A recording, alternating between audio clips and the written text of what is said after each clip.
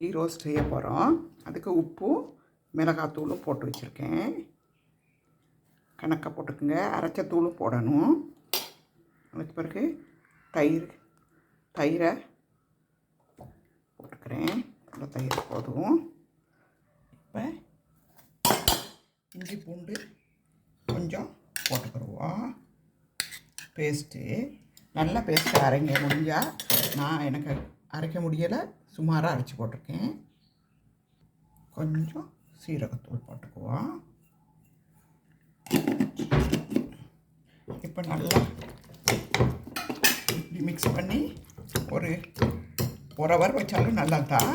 ஆனால் உங்களுக்கு அரை ஹவர் வச்சாலும் நல்லா. இப்படி குத்தி இப்படி பின் பண்ணி இருந்தீங்கன்னா ஒரு அரை ஹவர் போதும். காஷ்மீரி மிளகாய் பொடி கொஞ்சம் போட்டுக்கிறோம்.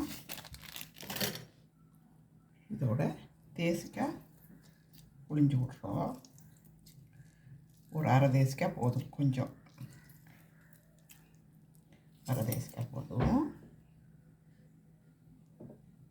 அதுக்கு நாங்கள் மசாலா அரைக்கிறோம்.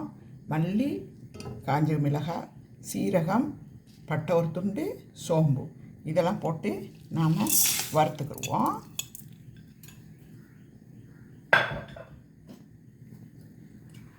கொஞ்சம் எண்ணெய் விட்டு வறுப்போம். அதோட இந்த பாதாமையும் போட்டு பாருங்கள். இந்த அளவு வறுத்தா போதும். சரன்னு ஆயிடுச்சு. வறுப்பட்டு முறுன்னு. இப்போ நாங்கள் நெய் ஊற்றி வச்சுருக்கோம். வீட்டில் ஒரு பே லீஃப், ஒரு கல்பாசி துண்டு, ஸ்டார், ஒரு கிராம்பு, ஒரு ஏலம். இப்போ இஞ்சி பூண்டு விழுது.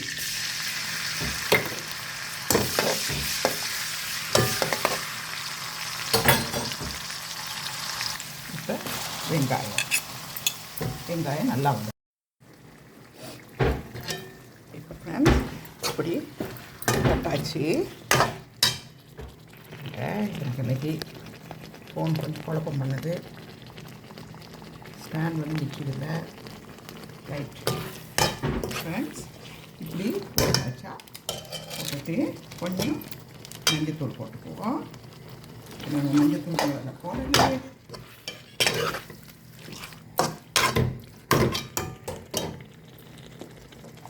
அப்புறம் இதோட நம்ம அரைச்சோம் பாருங்கள் பவுடர், அதை போட்டுட்டோம். இதுக்கு மேலே ஒன்றும் போடுறதுக்கு இல்லை. நல்லா கிண்டிட்டு மூடி விட்டுருவோம். தண்ணியெல்லாம் ஊற்றிடாங்க.